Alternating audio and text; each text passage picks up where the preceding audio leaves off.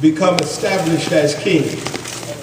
Many of you know that David was in fact a shepherd boy. Many of us learned in Sunday school of past, our parents, someone may have told us that there was a shepherd boy with a slingshot one day who defeated Goliath, the giant of the Philistines. Many of us know the story of the 5 smooth stones. We know, Sister Martin, about David as a young boy. We realize that he was not the one that they thought would be king. As a matter of fact, he seemed the most unlikely of choices. Many scholars say that David actually was in fact the last choice, that all of his other brothers had been considered. They would try to find whether or not you were the king by whether or not the oil would flow from the horn to anoint you as the king. Tell me that they took this particular horn and they put it over top of the heads of his other brothers and nothing happened. Didn't think that David was even in the qualifications. He was not like his other brothers. And so they tell me that David was called, and then when they placed the horn above David's head, the oil, the anointing came. We realize that David is to be the king, but prior to this, David is only thought of as a shepherd boy, younger kid who had no authority, no power. Nothing was going to come from David. But David not only is a good shepherd, David is a good warrior. David seems to be fearless. David is definitely somebody who we can relate to in the sense that David is, he's a man who loves God, and yet there are times when there are some issues in David's life. David certainly would have been what I think of as one of the early fellows who sat up at night watching naked women, because he was standing and watching a woman as she bathed, and she was married. David did some things in order to put her husband in harm's way. David, in a sense, was like many of us when you find yourself at that moment where you will do anything for whatever it is that you want. David wanted her so bad that he put her husband in harm's way. Her husband died, and David married his wife, and they were with child, and as a consequence to their relationship, they lose their first child. And there are some struggles and some problems that David has in his life. Aside from the issues that he had there, David also was a warrior. He killed people. He was a military man. And he fought not only with other nations, he even ended up having to fight with one of his children. David is a man who has many complexities. Now, don't get me wrong, Sister Jasmine Brooks. He wasn't all bad. He just wasn't all good. He was a psalmist, if you will. He was one who wrote a lot of songs. He played instruments. He enjoyed worshiping God. If you read through the Psalms and you read the Psalms that David wrote, Sister Tamara, you will realize that he had a profound love for God. And yet David still had another side to him. David had some things going on. I wonder, is there anybody that can relate to some things going on in your life? So David had some things, and he walked through some issues and whatnot. And now when we find him in chapter 7, he's no longer working as the shepherd boy that he used to be. He's no longer the servant that he used to be in terms of when Saul was king. He is now the king himself. David is the king. And David is sitting in chapter 7. He is sitting in a custom-built home. His palace has been custom built. The wood, that's why the text tells us about the wood. The wood had been important. David was doing good. He's no longer a shepherd boy. He's now no longer having to sit out in the plains and smell the behinds of sheep. He's now in the palace. He's able to order whatever he wants. He can have whatever meal he wants. David now is in a place that is beautiful. He's in a place that has taken many hours to build. Many days, many months, much time has gone into where David is. And David is now sitting there, and he's, in a sense, as Aunt Jack used to say, you know, you look back and wonder how you got over. David is having one of those self-examining moments whereby he is examining himself, and he's thinking here, as it says, that he was sitting in his house and he thought, the Lord is just behind curtains, but I'm in my house. Think about that. When it says curtains, it's saying that we meet God in the tent. You've heard me talk about that before. Talk about the way that they traveled. They were nomadic. They were traveling, and as Abraham has Isaac and Isaac has Jacob, you realize that Jacob's family is a family that is traveling with tents. Israel is traveling with tents. They're building tents and they're moving. And one of the things that God tells him is to make sure you make a tent, Sister Montasia, where we're going to meet up together, where you can come and pray, where you can come and talk to me. And so what would happen, just imagine, if you will, imagine a camp.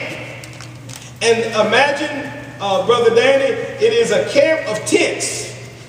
And in the center of those tents is a big white tent.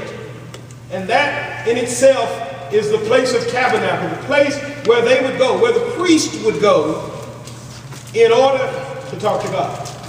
Now, God was very specific in terms of how this tent needed to be made. It had 10 curtains. In other words, the fabric, in a sense, was layered. And then they would cover wood, and they'd make a tent, just like you think about going camping, but think of a more elaborate tent. And then on the inside, there were compartments to the tent, because there were places where some people could come, and then there was restricted areas, and then there was what was called the Holy of Holies, which was very restricted. Only the priest could get in. And so here, David has been a part of this family, because he is a part of the Israelite family. He's a part of the history. And the history tells us that when they left Egypt, that they were traveling, and because they were traveling, they had to set up a tent every now and then. And so what they would do is they would pitch camp. They would stay there for a while, and then they would keep on going. Let me have that other mic. I don't know where it is. They would keep on going, and so they would pitch a tent here, and then they realized, hey, we need to keep going, because what will happen if you were in the desert and you ran out of resources? What happens? What? You starve. You would starve and you would die. So they're traveling, and as they're traveling, what they're doing is wherever they find, enough resources, they need, of course, water is the main thing that they need. And so they would stop, pitch a tent, they stay for a while, then they would travel a little further. Every time they stopped, they would build a tent, which we call a tent of meeting, so they could stop and talk to God as well. They would put that tent in the center so that they could remember that God is the one that has brought us out here. And so they had this tent that they kept on moving, and they kept on, setting the tents up. Now, what we find is a change in the story, but somehow or another, somebody forgot to notice that they hadn't changed everything. In other words, now there is a permanent dwelling place. David, the king, is not sleeping in a tent anymore. What chapter 7 tells us is that now David is sleeping in a custom build. Can you say custom build? I know y'all know about custom. Some of the women know about custom because you got custom weave. So you got to realize that there's some things that are specially made just for you. And so here is a custom build house that he is now living in, and yet they have not built a place to worship God, it is still in the tent. Just curtains. See, I want you to think about that. They have found a place now for the king, the earthly king David, their king. They had built a place for him to live. They had imported the wood, Sister JC. They imported the wood so that he would have a place to stay. And yet God was still living, or God's place of meeting, the place where they went to meet God, was still in a tent. Oh, I wish you could catch this. See, they had built a place for the king, the earthly king. In order for him to live, in order for him to be somewhere, they had decided to build him a place. And when they built him a place, they built it custom made. They brought in the wood. He had nice things. And so now David is there in his house, in his custom build, and he sits back and he thinks about how good God has been to him, and realizes that God, the place where they were going to meet God, was still out in the tent. Oh, I wish you could catch this. You see, a curtain is nothing but a piece of fabric. A piece of fabric will save you from the wind. A piece of fabric will save you from the rain, because Sister Chelsea, I do believe some of us have some very good umbrellas. You got an umbrella, right? That's nothing but a piece of fabric that is pulled real tight. You put it up in the air. As soon as it starts raining, to keep you dry, right? But for those of you who have hair like mine, you realize that when the rain starts coming, if you're trying to look pretty, I don't have to look that way because I don't have hair no more. But for those of you who got that good hair, it starts to rain, and what happens? It starts to tighten up, doesn't it? But if you got your umbrella, then you put your umbrella up, and you don't have to worry about getting wet under certain circumstances. Oh, I wish I could catch you. See, under certain circumstances, a normal, average, kind of like yesterday, little soft rain, everything's all right. But when a hard rain starts to come and the wind starts to blow, umbrella goes out the window. I've seen them things blow all the way up and back and break into pieces. See, that's fabric. See, you know, if you got on your good clothes, your silk, your satin, if you got on your suede, maybe some of us have some good raincoats. That's fabric, just like curtains. And that's fabric. That works for you for a little bit. That raincoat will keep some things out, but under certain circumstances, there's some problem. See, I remember some years ago, Kelly had gone to California. She was on a trip going to visit aunt and uncle, and Sister Green might remember this because Sister Green had to buy another car. It was one of the worst hailstorms Columbus ever had. The hail was coming down, and I mean, it was coming down like baseballs. And Jasmine will remember, because that was back when I had the old white pickup truck. The one that I was going to give you when you got ready to graduate, but you didn't want. So I know you remember that old raggedy truck. Well, anyway, I was riding down the road on the day when the hail came out of the sky, and I will not forget it, because as I was riding down the street, I was about 3 houses from my own when the hail started coming down. It was so big, and things were hitting the glass so hard, I thought that my front windshield was going to break. And so I was thinking, first I thought, I'm scared. And so the first thing I tried to do was to figure out how to get in the floor so that if the windshield came in, I would be safe. But think about it, it's an old pickup truck. There is no back seat. So all there is the front seat, me, and the glass. And I kept trying to figure out, what am I going to do? And so the decision was finally made, because I could not see. The hail and the wind and all of that was so bad, Sister Thelma, I could not see in front of me. And so I had to make the decision to either stay there scared and just kind of sit and hope that the window didn't break, or either I had to decide to drive even though I couldn't see. I'm close to home. If I drive, I have to drive on faith and just hope I could get into the garage. And so what I did is I decided, rather than wait for the window to break, that I would drive on some faith. Couldn't see a thing, and I drove real slow. Hit my garage door, the garage opened, and then I could see a straight path. All I could see is the hole that my car would go into. Here's my point. Even though I was not just in cloth, I was in a car, metal, with a glass front on it. It's only a temporary dwelling place. Oh, I wish you could catch this. What I mean by that is, when you're in your car, that car that you're in is only a temporary situation until you can get to your home. The main thing is to get from your car to a building, right? When you get to your building and you go to work, they don't bring the computer out to you, do they? They don't bring anything out to you for you to do it in the car. You get out the car and go in the building. The car is only temporary. Under certain circumstances, the car is a wonderful place to be. Under certain circumstances, I'm glad that I have a car and I'm able to drive. Glad I had a pickup truck. I could pick up stuff. But let me tell you that when the storm of life really comes, you don't want to be in a car. You want to be in shelter with something over your head. Something that is established with a foundation. Something that's got some bricks in it. Something that's got some put together to it. Some glue, some nails, something so that I feel safer than before. Amen. So here's the point. David was living in a permanent dwelling place that they had custom built. And yet they were still meeting God. Let's just think about it in today's terms. They were still having church in the curtains. Oh, I wish. See, David had a place to stay. David had somewhere, Brother Tim, that was permanent, but he was still worshiping in a temporary structure. Oh, I wish you could get it. He had a place to live that was wood, that was custom built, that they had brought stuff in. They had spent days and hours and weeks and months and years putting together a place for David to stay, and yet they were still worshiping in the curtains. Right. Yeah. They were still worshiping just under the cloth. And so David recognizes, as he's sitting there, that I live in this house, and I live in a permanent place, and yet God, I'm still meeting him in the curtains. Oh, I bet there's some folk here in Liberty Hill today that you've got some permanent places in your life, but yet God is still in the curtains in our lives. Oh yeah, we fix our lives up in many different ways. We establish ourselves at work. We establish ourselves with families. I'm married with kids. I got a job. I got a car. And we've got all of that. But how are you worshiping? How are you meeting with God? Where do you meet with God?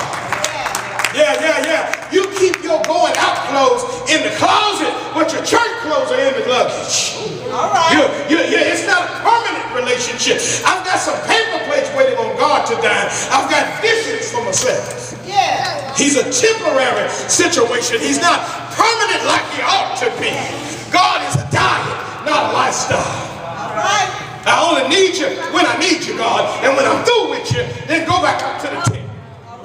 Yeah, some of us got some sheds, some of us got some storage facilities, some of us got some closet that we pile all our junk into. That's where God is. My stuff is permanent. Everything I do in my life, I try to make sure that I'm stable. But when it comes to my relationship with God, he's still in the curtains. So the first thing I say is that we need to examine ourselves. You need to check yourselves. You need to look around. Here we are at the end of the year 2017. You need to ask yourself the question, has God really blessed me? Stop telling them lies and complaining like your life is so bad. Because I tell you that if you look around and you really look and you realize what God has done for you, he's blessed you no matter what your situation might be. Here you are, a member of Liberty Hill Baptist Church, and let me tell you, I know that y'all doing pretty good. Yes. Doing good, and things are very permanent for you, and God's still out in the shade. Yeah. We bring everybody in, any relationship in. We'll let new folks in, but then when we look at God, we say no new friends. Out in the curtain. What part of our life needs refreshing? What part of our life needs to be permanent with God? What kind of decisions are we making about our relationship with God? Yeah. I get up and pray, I read my Bible when I'm in trouble. But once the trouble passes, once the storm is gone, then Lord, I don't need you to be the captain anymore. Yeah, go back to the beach. All I need you to do is get me on the main highway and I'll run the rest of the way. Yeah. Let me tell you that if you really are trying to do some things in life, if you really want your next year to be better than the one that you've been having, then you need to realize that you need to examine some things. Yes. But then you can't forget. Don't forget, because David says in verses 1, 2, maybe suggestion in 3, that he's looking, he's sitting, he's in the palace, he's in his home, and he's looking around, and he thinks about his relationship with God. He thinks about the house of God. He thinks about where they've been going to worship, and he realizes that maybe I need to do something about it. Yes, yes. He's talking to the prophet. Notice that he's not just talking to anybody. He's talking to somebody who also knows God. Yeah. We're talking about our relationship with God. We ought not be dealing with amateurs. Your faith, your life, your eternity is worth more than amateurs. Yeah. Your life is worth more. And again, I love the fact that we've got young preachers here, young preachers in other places. But don't you put your life in the hands of a novice. You better make sure that you know what you know, and you better make sure that the Bible is at the source of everything that's being said. Yeah. Because the fact is, when we just talk to anybody, they might lead us down the wrong road. He's talking to a man of God, and guess what? Even the man of God didn't call this one right. Because he said, yeah, well, if that's what you want to do, go ahead and do it. But Brother Smith, that night, God showed up and said, no, that's not how this rolls now. When you get ready to do something for the Lord, you don't get to do it, Sister Peaches, your way.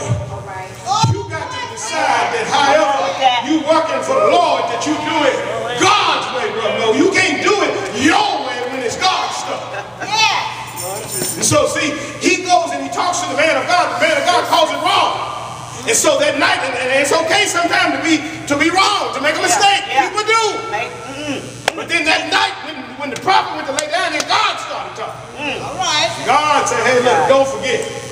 I want to remind you, David, you used to be a shepherd. Come on now. I brought you from being a shepherd all the way to the palace. Yeah. And let me remind you that your people Israel, I kept them and they never built me a place. I've been keeping you and you haven't built me a place. So don't get it twisted. Don't think just because I'm still in the tent that I don't have no power. Because God has been acting on the tent. God has been acting. God has been doing. God has been working even in the midst of the struggle, the strain, the temporary status. God has still been working. Yes, he has. Aren't you glad that God still works for us in spite of ourselves? Brother Jay, God still blesses us. Even when we are raising hell, God is still bringing peace. Aren't you glad that God hasn't forgotten you? In the midst of your struggle, your strain, your trial, your tribulation, God is still there. Aren't you glad that God has brought you, even though you're in the permanent house, he's still in the temporary place. He said, I'm still going to take care of you. Aren't you glad that God is just as powerful in the tin as he is in the bricks? God said, I'm still working. I've been working for y'all in spite of. Instead, when I get ready, everything will fall into place. Sometimes we're worried about stuff that we need to let God have. Sometimes we're so busy trying to do for God that we stop to ask God what it is we're supposed to do. See, sometimes, Brother Man Shaw, we are busy trying to do God's work without first trying to figure out what God wants. Sometimes we're busy trying to do the work of God without asking God, God, what is it that you want? How can I act on the behalf of God without first finding out the instructions from God? That's good stuff. How do I operate? How do I work? How do I complete? How do I accomplish without God on board? Jesus. Let you into my house this morning. My wife and I were talking about a certain institution of higher learning. And the people that serve are people that I'm in the same circles with. And I'm not being funny, I'm just being honest. I went to school a long time. And Sister Magwood, it's so funny to me that somebody would decide to start a seminary with high school dropouts to lead the place. And then you look at me like I don't support you. Ain't nobody asked me how to run the place. So why are you looking at me when things start failing? We try to start stuff that we're not qualified to start without the help that we need, without the voice that we need, without consulting God. There are people now talking about, I'm going to start my own church. Come on, that's good. Without consulting with God, without having a covering, without even having a pastor. I almost want to cuss. Sister Jeray, how do you start a church without having a pastor?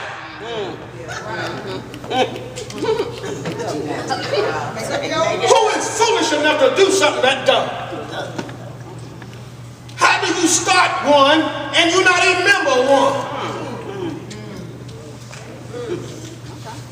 That's like me telling women in here how to have their menstrual cycle. What kind of foolishness is, oh, I can tell you how to get through your cramps, baby. I can tell you how to get, how would I know? We do dumb stuff without consulting with the one who knows. God knows. He said, I brought you through all of this. You need to consult God before you do anything. So David sitting back pontificating about what he needs to do. God says, number one, don't forget I've been here all along. It's not about whether you build me something permanent or not. I watched you sitting up in your permanent home. I realized I'm still in the curtains, and now I'm glad you realize it. But now that you realize it, I'm not really going to let you do anything about it. You've waited this long. You got to wait until I decide that you'll do something about it. Sometimes God will allow you to look like a fool. Sometimes God will allow you to stay in your same position until he gets ready to move you. See, sometimes, I'm going to bring it so you can really look at it clearly. Sometimes children want to get out of timeout on their own. Sometimes children want to get out of timeout on their own. But the amount of time that you spend in timeout is determined by the parent. Oh, I wish you could get it. See, some of us go to God and say, you know what, Lord, I've had enough punishment. I'm going to do it your way now. And we feel like, oh, well, that means that God is going to automatically get active because I've decided that it's going to be all right for us to follow him. Well, God said, don't work that way. You can ignore me if you want to. When you finally come and act like you know me, I might tell you that you got to wait your turn. So David says, I'd like to build this. But God said, hey, I know my business. And I got a plan. It still involves you. Brother Tracy, I still realize, he still said, hey, I still care about you. I still love you. I know where your heart is. I realize where you are. And because of that, you know what? I'm going to bless you. But I'm going to bless you through your seed. He said that I'm going to bless you. I'm going to allow the temple to be built, but you won't build it. David didn't get to build it. His son got to build it. But it still came through his family, it came through his line. My point is, there is a process. God decides and God chooses where we will be. Some of the things of our past causes us not to be able to move into the future with the same things that we could have moved through if we did it without those things in the past. What do I mean? I mean that there are consequences. Yes, God does forgive us, but don't you ever think that there are no consequences to the stuff we do. No matter what you do, there's still a consequence. Now, will God forgive you? Yes. He's not going to strike you down with lightning right at the moment. He forgives us, but yet our consequences to our action. And so you must realize that he's not going to let David build the temple, but he tells David, in a sense, I acknowledge where your heart is, and I will bless your family. So let me tell you, there's a couple of things that I want you to leave here with today. One, some of us need to realize, this is not in the notes, you got to write this down. We need to realize that God has a plan, and in his plan, there are a couple of things that we need to realize. Sometime, baby, you're not going to be the star. Sometimes because of the life that you've led, that you don't get to be the star. You don't get to be the one who's standing out front. Yeah. And let me tell you, there are some people who are jealous of their own children. Have you ever heard that? Yeah. It's some people that's jealous of their own kids. But let me tell you that it is the job